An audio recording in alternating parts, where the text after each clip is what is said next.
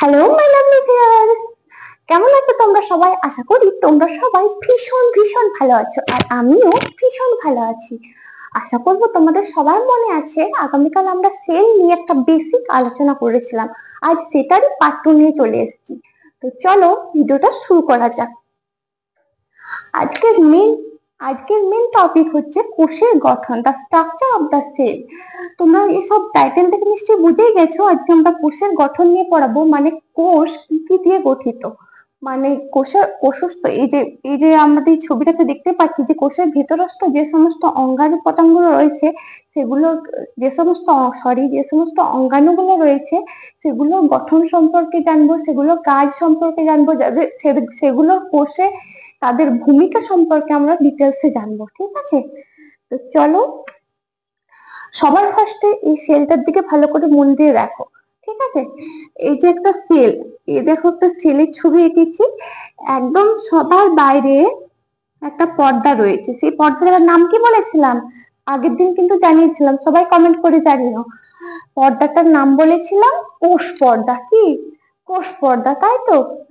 আচ্ছা, এই যে সেলের একদম বাইরের লেয়ারটা তো কোষ পর্দা, তার ভেতরে বলেছিলাম একটা লিকুইড থাকে। সেই লিকুইডটার নাম কি বলেছিলাম? লিকুইডের নাম বলেছিলাম সাইটোপ্লাজম। কি বলেছিলাম? সাইটোপ্লাজম। তাহলে কোষের ভেতরে মেইন থাকে একটা লিকুইড, আর থাকে গোলাকার একটা কোষীয় অঙ্গাণু, যার নাম কি বলেছিলাম? কোষের মস্তিষ্ক, অর্থাৎ কোষের নিউক্লিয়াস। তাহলে কোষের ভিতরে বলতে কোষ পর্দার ভেতরে দুটো মেইন জিনিস থাকে, একটা হচ্ছে লিকুইড, 2 নম্বর হচ্ছে তোমার কোষের নিউক্লিয়াস। আচ্ছা, যেটা লিকুইড থাকে সেটাকে কি বললাম? সেটাকে বলে সাইটোপ্লাজম। আর যদি সাইটোপ্লাজমের সাথে যদি নিউক্লিয়াস অ্যাড করে দেওয়া হয় তাকে বলা হয় প্রোটোপ্লাজম। তাহলে নিউক্লিয়াস বাদ দিয়ে বাকি যে লিকুইডটা রয়েছে সেটাকে বলে সাইটোপ্লাজম। আর যদি লিকুইডটার সাথে নিউক্লিয়াসটা ধরা হয়, মানে সাইটোপ্লাজম প্লাস নিউক্লিয়াস, তাকে বলা হয় প্রোটোপ্লাজম। এই সূত্রে বলে রাখি, প্রোটোপ্লাজম প্রথম আবিষ্কার করেন বিজ্ঞানী। প্রোটোপ্লাজম কে প্রথম আবিষ্কার করেছেন তোমরা কি কেউ জানো? ঠিক আছে, আমি বলে ফেলছি। প্রোটোপ্লাজম প্রথম আবিষ্কার করেন বিজ্ঞানী পার্কিনজি। মনে রাখবে সবাই, বিজ্ঞানী পার্কিনজি প্রথম প্রোটোপ্লাজম কথাটি আবিষ্কার করেন। আচ্ছা, প্রথমে তো এটা কোষ পর্দা সেটা তো জানলাম যে সেল মেমব্রেন একদম আউটার লেয়ারে থাকে, বাইরের লেয়ারে। আর সেই কোষ পর্দা সম্পর্কে আমরা একটু ডিটেলসে জানবো। ঠিক আছে, কোষ পর্দা আসলে কি? কোষ পর্দা, দেখো, কোষ পর্দা হচ্ছে একটা তরল নমনীয় বিষয়, মানে একটা পার্ট তরল নমনীয় হয়, এবং সেটা দুটো স্তর থাকে। কটা স্তর থাকে? দুটো স্তর, মানে এটা হচ্ছে দ্বিস্তরীয়। ঠিক আছে, কোষপর্দার মেন কাজ কি বলতো? কোষপর্দার মেন মানে কোষপর্দা উদ্ভিদ প্রাণী কোষ দুটো কোষেই দেখতে পাওয়া যায়। এটা হচ্ছে নর্মাল, মানে উদ্ভিদ কোষেও দেখা যায়, প্রাণী কোষেও দেখা যায়। আর কোষপর্দার মেন কাজ হচ্ছে বাইরের জিনিস, মানে যেসব কোষের জন্য যেসব প্রয়োজনীয় জিনিস সেগুলো কোষের ভেতর, যেগুলো কোষের জন্য প্রয়োজনীয় সেগুলো কোষের ভেতরে প্রবেশ করা, আর যেগুলো কোষের জন্য প্রয়োজনীয় নয় অর্থাৎ অবাঞ্ছিত বস্তু সেগুলো কোষের বাইরে বের করে দেয়। তাহলে কোষ পর্দার মেন কাজ হচ্ছে প্রয়োজনীয় বস্তুগুলো কোষের ভেতরে প্রবেশ করে, আর যেগুলো অপ্রয়োজনীয় বস্তু সেগুলো কোষের বাইরে প্রবেশ করে, মানে কোষের আকৃতিটা বজায় রাখে, কোষের সেফটি ধরে রাখে। এগুলোই হচ্ছে কোষ পর্দার মেন কাজ। তাছাড়াও কোষ পর্দার মধ্যে কোষের সমস্ত জৈব রাসায়নিক প্রক্রিয়াগুলো কোষ পর্দার মধ্যে সম্পন্ন হয়। আচ্ছা, আমরা কোষ পর্দা সম্পর্কে জানলাম। এরপর আমরা কি জানবো? এরপর কোষ প্রাচীর মানে সেল ওয়াল সম্পর্কে জানবো। আচ্ছা দাঁড়াও, এটা একটা তো প্রাণী কোষে সাধারণত সেল ওয়াল দেখতে পাওয়া যায় না, তাই এখানে সেল ওয়ালটা আঁকা হয়নি। ঠিক আছে, তোমাদের বোঝার সুবিধার্থে আমি একে বোঝাচ্ছি। এটা ধরো সাপোজ একটা কোষ, এর ভিতরে লিকুইড আছে, নিউক্লিয়াস আছে। হ্যাঁ, এটা হচ্ছে কোষ পর্দা। আর কোষ পর্দারও বাইরে একটা পুরো মোটা পুরো দৃঢ় একটা লেয়ার থাকে, যেটাকে বলা হয় সেল ওয়াল, মানে কোষ প্রাচীর। তাহলে আমরা কোষ প্রাচীর সম্পর্কে একটু জেনে নিই। তাহলে শুরুতেই তো আমি বলে দিলাম যে কোষ প্রাচীর কাদের দেখা যায়, কোষ প্রাচীর সাধারণত উদ্ভিদ কোষে দেখা যায়, উদ্ভিদ কোষে কোষ প্রাচীর দেখা যায়, আর কোষ পর্দা উদ্ভিদ প্রাণী বোধ দেখা যায়। ঠিক আছে, এটা মনে রাখবে। আচ্ছা, কোষ প্রাচীর সাধারণত উদ্ভিদ, ব্যাকটেরিয়া আর ছত্রাকদের দেহে দেখা যায়। সরি, উদ্ভিদের কোষ প্রাচীর, উদ্ভিদের সেল ওয়াল সাধারণত সেলুলোজ দিয়ে গঠিত। প্রাণী ব্যাকটেরিয়ার কোষ প্রাচীর সাধারণত পেপটিডোগ্লাইকন দিয়ে গঠিত, আর ছত্রাকদের কোষ প্রাচীর সাধারণত কাইটিন নির্মিত। আচ্ছা, তার আগে একটা জিনিস বলে রাখি যে কোষ পর্দা সাধারণত ফসফোলিপিড দিয়ে গঠিত। ফসফোলিপিড, এটা স্কিপ করে গেছিলাম। কোষ পর্দা মনে রাখবে যে ফসফোলিপিড দিয়ে গঠিত। আর কোষ প্রাচীর উদ্ভিদদের ক্ষেত্রে হচ্ছে সেলুলোজ দিয়ে গঠিত, ছত্রাকদের কাইটিন, আর ব্যাকটেরিয়ার হচ্ছে পেপটিডোগ্লাইকন। সেল ওয়ালেরও মেন কাজ হচ্ছে এরকম বাইরের আঘাত থেকে মানে সেলকে রক্ষা করা, এটাই হচ্ছে সেল ওয়ালের মেন কাজ। আচ্ছা, আমরা জানলাম কোষ প্রাচীরের কাজ, কোষ পর্দার কাজ। এরপর জানবো যে প্লাস্টিড কি। প্লাস্টিড বলে একটা এরকম দেখতে গোলাকার একটা কোষীয় অঙ্গাণু থাকে, যার দুটো স্তর থাকে। ঠিক আছে, প্লাস্টিডও দুটো স্তর থাকে, প্লাস্টিড সাধারণত প্রাণী কোষে দেখতে পাওয়া যায় না, উদ্ভিদ কোষে দেখতে পাওয়া যায়, গোলাকার এরকম হয়। প্লাস্টিড সাধারণত দ্বিস্তরীয় হয়, প্রথমেই বললাম একটা স্তর, দুস্তরীয় হয়। আচ্ছা, প্লাস্টিড প্রধানত 3 প্রকারের হয়। প্লাস্টিড ক প্রকারের হয়? 3 প্রকারের: ক্লোরোপ্লাস্টিড, ক্রোমোপ্লাস্টিড, লিউকোপ্লাস্টিড। Chloroplastid, ক্রোমোপ্লাস্টিড, leucoplastid. ক্লোরোপ্লাস্টিডে সাধারণত ক্লোরোফিল রঞ্জক থাকে, তাই ক্লোরোপ্লাস্টিড হয় সবুজ বর্ণের। তাহলে ক্লোরোপ্লাস্টিডের কাজ কি হবে বলতো? ক্লোরোপ্লাস্টিডের কাজ মেন হবে সালোক সংশ্লেষ করা, কারণ আমরা জানি যে ক্লোরোফিল সালোক সংশ্লেষে সহায়তা করে। ক্লোরোপ্লাস্টিড গেল। এবার ক্রোমোপ্লাস্টিড কি? ক্রোমোপ্লাস্টিড এরকম কালারফুল প্লাস্টিড, কিন্তু ক্রোমোপ্লাস্টিড হচ্ছে সবুজ কালার বাদ দিয়ে বাকি কালার গুলো থাকে। হ্যাঁ, আরো বিভিন্ন রকমের কালার থাকে, সেটা হচ্ছে ক্রোমোপ্লাস্টিড। তাহলে ক্রোমোপ্লাস্টিডের মেন কাজ কি? বর্ণ তৈরি করা আর পতঙ্গদের পরাগ সংযোগ করা। তাহলে ক্রোমোপ্লাস্টিড হলো, ক্লোরোপ্লাস্টিড হলো। এরপর বাকি কি আছে? লিউকোপ্লাস্টিড হচ্ছে বর্ণহীন প্লাস্টিড, মানে যেটা বর্ণ থাকে না। ঠিক আছে, লিউকোপ্লাস্টিড সাধারণত বর্ণহীন হয়। এদের কাজ হচ্ছে প্রধানত লিপিড আর অ্যামাইনো অ্যাসিড সংশ্লেষ। তাহলে কোষ পর্দা, কোষ প্রাচীর, প্লাস্টিড গেল। এরপর আমরা আলোচনা করব মাইটোকন্ড্রিয়া নিয়ে। মাইটোকন্ড্রিয়া কোনটা? এই যে মাইটোকন্ড্রিয়া আগের দিন আলোচনা করেছিলাম। এটা দেখো, এদিকে ভাঁজ একটা রয়েছে পোর্শন, আর একটা দেখো লিকুইড পোর্শন রয়েছে, দুটো।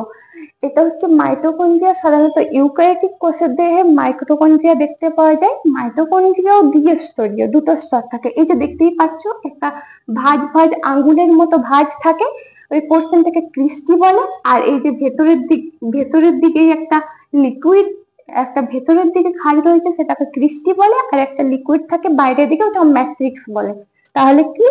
মাইটোকন্ড্রিয়া দ্বিস্তরীয়, একটা হচ্ছে ক্রিস্টি আর একটা হচ্ছে ম্যাট্রিক্স। ক্রিস্টি হচ্ছে ভাঁজযুক্ত আঙ্গুলের মতো খাঁজ থাকে, সেটা ক্রিস্টি, এই যে ক্রিস্টি। আর এই যে লিকুইডটা হচ্ছে ম্যাট্রিক্স। তাহলে মাইটোকন্ড্রিয়ার মেন কাজ কি? আমরা প্রত্যেকেই জানি মাইটোকন্ড্রিয়ার মেন কাজ হচ্ছে গ্লুকোজ ভেঙে এটিপি তৈরি করে শক্তি উৎপন্ন করে। কোষের জন্য প্রয়োজনীয় শক্তি উৎপন্ন করে বলে একে বলা হয় কোষের শক্তিঘর। তাহলে কোষের শক্তিঘর কাকে বলি? মাইটোকন্ড্রিয়াকে বলা হয় কোষের শক্তিঘর। মনে থাকবে তো? আচ্ছা, এছাড়াও মাইটোকন্ড্রিয়ায় এক প্রকার ডিএনএ পাওয়া যায়। মাইটোকন্ড্রিয়ার ডিএনএ কে কি বলে জানো? মাইটোকন্ড্রিয়ার ডিএনএ কে বলা হয় এমটিডিএনএ, মানে মাইটোকন্ড্রিয়াল ডিএনএ। এটা কিন্তু নর্মাল ডিএনএ এর মতো নয় বন্ধুরা, এটা হচ্ছে নর্মাল যেটা নিউক্লিয়াসে ডিএনএ থাকে, এনডিএনএ থেকে কিন্তু আলাদা। এটা কিন্তু সেম নয়, এটা কিন্তু আলাদা। হ্যাঁ, মানে মাইটোকন্ড্রিয়াল ডিএনএ নিউক্লিয়াসের ডিএনএ থেকে আলাদা। এর মেন কাজ মনে রাখবে শক্তি উৎপন্ন করা, তাই একে বলা হয় কোষের শক্তিঘর। মাইটোকন্ড্রিয়া গেল। এরপর আলোচনা করব আমরা গলগি বডি নিয়ে। এই যে দেখতে পাচ্ছ যে একক পর্দ বিশিষ্ট এই চ্যাপ্টা থলির মতো একটা অংশ রয়েছে, এটাকে বলা হয় গলগি বডি। আচ্ছা, গলগি বডি কি? গলগি বডি হচ্ছে এই যে চ্যাপ্টা থলির মতো, এটা একক পর্দা বিশিষ্ট হয় এবং এটা গলগি বডির মেন কাজ হচ্ছে খাদ্য স্টোরেজ করা, মানে খাদ্য সঞ্চয় করা। তাই একে কি বলা হয় জানো? তাই একে বলা হয় পোস্ট অফিস। মানে কোষের পোস্ট অফিস বলা হয়, কারণ কোষের মধ্যে সমস্ত খাদ্য এখানে সঞ্চয় থাকে, তাই একে পোস্ট অফিস বলা হয়। এছাড়াও এটা গলগি বডি, এছাড়াও গলগি বডি আরেকটা কাজেও লাগে, শুক্রাণুর একরোজম গঠন করে। কি করে? শুক্রাণুর একরোজম গঠন করে। ঠিক আছে, এরপর এই গলগি বডি গুলো, এরপর দেখো এই যে নিউক্লিয়াসের এই আশেপাশে দেখো এই ঝিল্লি যুক্ত দুটো পোর্শন রয়েছে, এগুলোকে কি বলে বলেছিলাম?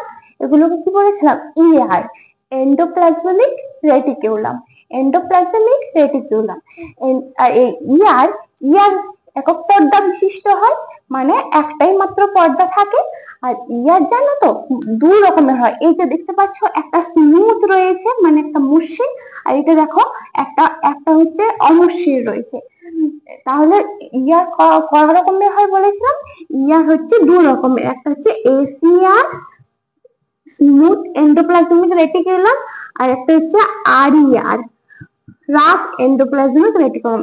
এসিআর হচ্ছে স্মুথ এন্ডোপ্লাজমিক রেটিকুলাম, মানে হচ্ছে মসৃণ এন্ডোপ্লাজমিক রেটিকুলাম, আর আরইআর হচ্ছে রাফ এন্ডোপ্লাজমিক রেটিকুলাম, মানে হচ্ছে অমসৃণ এন্ডোপ্লাজমিক রেটিকুলাম। দেখো ছবিটা ভালো করে দেখলে তোমরা বুঝতে পারবে, এই যে এই অংশটা অমসৃণ মানে হচ্ছে আরইআর, আর এটা হচ্ছে মসৃণ, এটা হচ্ছে এসিআর। তাহলে এসিআর এর মেন কাজ কি?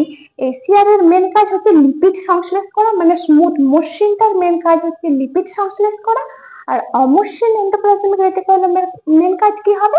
প্রোটিন সংশ্লেষ করা। খুব ভালো করে মনে রাখো, প্রোটিন সংশ্লেষ করা। তাহলে প্রোটিনের মধ্যে আবার যদি বলে, অনেক সময় কোশ্চেন আসে যে কি প্রোটিন সংশ্লেষ করে, আরইআর কি কি টাইপের প্রোটিন সংশ্লেষ করে, তখন বন্ধুরা তোমরা কিন্তু মনে রেখো আরইআর মেন সংশ্লেষ করে সিক্রেটারি প্রোটিন। কি সংশ্লেষ করে? Secretary protein. আচ্ছা চলো, ইয়ার হলো। এরপর দেখো এই যে গোল গোল যে ছোট ছোট গোলাকার একটা পর্দাবিহীন অঙ্গাণু রয়েছে, এটার নাম হচ্ছে রাইবোজোম। এই যে রাইবোজোম গোল গোল দেখো, রাইবোজোম। রাইবোজোম তাহলে কি বললাম? পর্দাবিহীন কোষীয় অঙ্গাণু। পর্দাবিহীন মানে এর কোনো পর্দা থাকে না কিন্তু। ঠিক আছে, এটা ছোট ছোট গোল গোল দানাদার একটা অংশ, এটা হচ্ছে রাইবোজোম। রাইবোজোম বিজ্ঞানী প্যালাইড বলে একজন বিজ্ঞানী, তিনি রাইবোজোম আবিষ্কার করেন। কে আবিষ্কার করেন? বিজ্ঞানী প্যালাইড, মনে রাখবে। ঠিক আছে, রাইবোজোমের মেন কাজ কি? রাইবোজোমের মেন কাজ হচ্ছে প্রোটিন সংশ্লেষ করা। রাইবোজোমের কি কাজ? প্রোটিন সংশ্লেষ করা। তাই রাইবোজোমকে কি বলে জানো বন্ধুরা? তাই রাইবোজোমকে কোষের প্রোটিন ফ্যাক্টরি বলা হয়। কেন কি? এখানে প্রোটিন সংশ্লেষ হয়, মেন কাজ হচ্ছে প্রোটিন সংশ্লেষ করা, তাই একে বলা হয় কোষের প্রোটিন ফ্যাক্টরি। আচ্ছা, রাইবোজোমের প্রোটিন ফ্যাক্টরি তো বলা হয়। আচ্ছা, প্রোক্যারিওটিক কোষে জানো রাইবোজোম দুটো দুটো খুব ইম্পর্টেন্ট টপিক আছে, যেগুলো পরীক্ষায় বারবার আছে, এটা কিন্তু খুব ভালো করে মনে রাখবে। প্রোক্যারিওটিক কোষে রাইবোজোম কিন্তু 70s প্রকৃতির হয়। 70s প্রকৃতির হয়, যেটা হচ্ছে 50s প্লাস 30s। এটা হচ্ছে প্রোক্যারিওটিক কোষে। আর ইউক্যারিওটিক কোষে রাইবোজোম হয় 80s প্রকৃতির, যেটা হচ্ছে 60s প্লাস 40s। খুব ভালো করে মনে রেখো এবং নোট করে রেখো। তাহলে প্রোক্যারিওটিক কোষের রাইবোজোম 70s, ইউক্যারিওটিক কোষের রাইবোজোম 80s প্রকৃতির। ঠিক আছে, রাইবোজোম গেল। এরপর এরপর বন্ধুরা আমরা আলোচনা করব সেন্ট্রোজোম। সেন্ট্রোজোম কি? এই যে রাইবোজোমের মতোই এক প্রকার মানে পর্দাবিহীন একটা অঙ্গাণু, যেটা দেখতে এই যে নিউক্লিয়াস, এই নিউক্লিয়াসের আশেপাশে থাকে। দেখো তারকাকার একটা অঙ্গাণু রয়েছে, এটার নাম হচ্ছে সেন্ট্রোজোম। এই যে সেন্ট্রোজোম হচ্ছে তারকাকার গোলীয় অঙ্গাণু, এটা হচ্ছে পর্দাবিহীন, মনে রাখবে সেন্ট্রোজোম পর্দাবিহীন, ঠিক রাইবোজোমের মতো। ঠিক আছে, আর সেন্ট্রোজোম মেনলি দুটো সেন্ট্রিওল দিয়ে গঠিত। সেন্ট্রোজোম দুটো সেন্ট্রিওল দিয়ে গঠিত। সেন্ট্রিওলের মানে সরি সেন্ট্রোজোমের মেন কাজ হচ্ছে বেমতন্তু গঠন করা, অর্থাৎ মেন কাজ হচ্ছে কোষ বিভাজনে সহায়তা করা। সেন্ট্রোজোম কি করে? কোষ বিভাজনে সহায়তা করে। মনে থাকবে তো? ওকে, ঠিক আছে। সেন্ট্রোজোম হলো। এরপর আমরা আসবো লাইসোজোম। লাইসোজোম লাইসোজোম দেখো, লাইসোজোম কি বলতো? লাইসোজোমও এরকম মানে একক পর্দা বিশিষ্ট একটা কোষীয় অঙ্গাণু। লাইসোজোম হচ্ছে চাকার থলির মতো একটা, এটাকে বলা হয় কোষের আত্মঘাতী থলি। সরি, লাইসোজোমকে বলা হয় কোষের আত্মঘাতী থলি। আর এই লাইসোজোম কে আবিষ্কার করেন? লাইসোজোম লাইসোজোম আবিষ্কার করেন বিজ্ঞানী ক্রিশ্চিয়ান ডি ডুভে। বিজ্ঞানী ক্রিশ্চিয়ান ডি ডুভে কোথা থেকে আবিষ্কার করেন জানো? ইঁদুরকে তো সবাই জানো। ইঁদুরের যকৃৎ কোষ থেকে, ইঁদুরের যকৃৎ কোষ থেকে লাইসোজোম আবিষ্কার করেন বিজ্ঞানী ক্রিশ্চিয়ান ডি ডুবে। সবাই কিন্তু মনে রেখো, ঠিক আছে? আর আর লাইসোজোমকে কি বলে? আত্মঘাতী থলি। কেননা আর লাইসোজোম অপ্রয়োজনীয় পচনশীল কোষগুলোকে, সরি, অপ্রয়োজনীয় মৃত কোষগুলোকে অটোফেগিক প্রক্রিয়ায় পচনশীল ঘটিয়ে সেটা কোষ থেকে বাইরে বের করে দেয়, তাই একে আত্মঘাতী থলি বলা হয়। এছাড়াও এই লাইসোজোমের আরেকটি নাম আছে। এটা যেহেতু কোষকে পরিষ্কার করছে, যে অপ্রয়োজনীয় অবাঞ্ছিত বস্তুগুলো কোষের বাইরে মানে বের করে দিচ্ছে, তাই এটাকে বলা হয় digestive system of the cell, মানে সেলের ডাইজেস্টিভ সিস্টেম বলা হয়। কাকে বলা হয়? লাইসোজোমকে। আচ্ছা, এরপর আলোচনা করব যে ভ্যাকুওল কি? ভ্যাকুওল এরকম খানিকটা এরকম গোল মতো একটা বড় একটা অর্গান আছে, মানে একটা কোষীয় অঙ্গাণু আছে, যার মধ্যে এরকম অবাঞ্ছিত বজ্র পদার্থ, যার মধ্যে বজ্র পদার্থ মেনলি জল থাকে। এটা কি কাজ? না, এটার কাজ হচ্ছে কোষের অম্লতা বজায় রাখা, কোষের চাপ বজায় রাখা এবং কোষের আকৃতি প্রদান করে। এটা ভ্যাকুওলের মেন কাজ হচ্ছে কোষের অম্লতা বজায় রাখা, চাপ বজায় রাখা এবং কোষের আকৃতি ঠিকঠাক রাখে। ঠিক আছে, মনে থাকবে? ওকে, ক্লিয়ার? আশা করছি তোমরা সবাই বুঝতে পেরেছো। এরপর লাস্ট বাট নট লিস্ট আমরা আলোচনা করব আমাদের কোষের সবচেয়ে গুরুত্বপূর্ণ সবচেয়ে বড় যেটা ব্যাপার, সেটা হচ্ছে কোষের নিউক্লিয়াস। এরপর কোষের নিউক্লিয়াস নিয়ে আলোচনা করব। এই যে দেখো, কোষের মাঝখানে বা সাইডেও থাকে অনেক সময় এক বা একাধিক নিউক্লিয়াস। ঠিক আছে, নিউক্লিয়াস সাধারণত দ্বিস্তরীয় হয়, মানে নিউক্লিয়াসের দুটো স্তর থাকে। ঠিক আছে, দুটো পর্দা থাকে। আর নিউক্লিয়াসের মেন পার্ট হচ্ছে চারটে মেন পার্ট। একটা হচ্ছে নিউক্লিয় পর্দা, একটা নিউক্লিয় জালক, নিউক্লিওপ্লাজম, নিউক্লিওলাস। নিউক্লিয় পর্দা কি? কেন কি আমরা তো বলেছিলাম যে এই যে দেখো, এই যে কোষের এই যে লিকুইড, সেটাকে তো আমরা সবাই জানি যে এটা সাইটোপ্লাজম, আর এটা হচ্ছে নিউক্লিয়াস। তাহলে সাইটোপ্লাজম থেকে নিউক্লিয়াসকে যেটা আলাদা করছে, সেটা হচ্ছে এই যে ধরো, এটা যদি কোষ হয়, তাহলে এই যে সাইটোপ্লাজম থেকে নিউক্লিয়াসকে আলাদা করছে নিউক্লিয় পর্দা। হ্যাঁ, এটাকে বলে নিউক্লিয় পর্দা। প্রথম পার্ট হচ্ছে নিউক্লিয় পর্দা। তারপর হচ্ছে নিউক্লিওলাস। নিউক্লিয়াসের মধ্যে এরকম একটা ঘন রঞ্জক পদার্থ থাকে, সেটা হচ্ছে নিউক্লিওলাস। আর নিউক্লিওপ্লাজম হচ্ছে নিউক্লিয়াসের মধ্যে এরকম লিকুইড পদার্থ থাকে, সেটা হচ্ছে নিউক্লিওলাস বলে। ঠিক আছে, নিউক্লিও প্লাজম বলে। ঠিক আছে, আর নিউক্লিয় জালিকা এরকম তন্তুর মতো এরকম পেঁচানো পেঁচানো তন্তু থাকে, ক্রোমাটিন তন্তু নিউক্লিয়াসের মধ্যে, সেটিকে বলা হয় নিউক্লিয় জালক, কারণ এটা জালিকাকার ভাবে থাকে। ঠিক আছে, বন্ধুরা মনে রাখবে, এই নিউক্লিয় জালকের মধ্যে ডিএনএ আরএনএ থাকে। আর আমরা সবাই জানি ডিএনএ হচ্ছে বংশগতির ধারক ও বাহক। তাহলে আমরা এবার চলে এসেছি নিউক্লিয়াসের কাজ সম্পর্কে। আমরা সবাই জানি নিউক্লিয়াস হচ্ছে কোষের মস্তিষ্ক, মানে কোষের সমস্ত কাজ পরিচালনা করে কে? নিউক্লিয়াস। নিউক্লিয়াস কোষের সমস্ত কাজ পরিচালনা করে। তাহলে কোষের হেড কে? কোষের হেড হচ্ছে নিউক্লিয়াস। আর নিউক্লিয়াসের মেন কাজ হচ্ছে কোষের সমস্ত কাজ পরিচালনা করা। এছাড়াও নিউক্লিয়াসের মধ্যে আমি তো বললাম যে নিউক্লিওপ্লাজমে যে সরি নিউক্লিওপ্লাজমে ডিএনএ থাকে। তার ডিএনএ তো আমাদের বংশগতির ধারক ও বাহক, তাই হচ্ছে নিউক্লিয়াসের কাজ হচ্ছে বংশগতি বৈশিষ্ট্য ধারণ করা এবং বহন করে নিয়ে যাওয়া। ওই জন্য আমাদের জেনেটিক্যালি মিল দেখা যায় আমাদের প্রজন্মের সাথে, ঠিক আছে। এই কাজটা করে নিউক্লিয়াস। এছাড়াও নিউক্লিয়াস আরেকটি কাজ করে, সেটা হচ্ছে কোষ বিভাজনে সাহায্য করে নিউক্লিয়াস। আচ্ছা, আজকের মতো আপাতত এই স্ট্রাকচার নিয়ে আলোচনা হলো। আচ্ছা, একটা তোমাদেরকে ইম্পর্টেন্ট টপিক আলোচনা করে দিই। এই যে আমরা কোষের স্ট্রাকচার সম্পর্কে আলোচনা করলাম, যে কোষ কি কি দিয়ে গঠিত, তার অঙ্গাণুগুলোর কাজ কি, তাদের কোষের ভূমিকা কি এবং তাদেরকে কি নামে অভিহিত করা হয়, সেগুলো সম্পর্কে অনেক ডিটেলস জানলাম।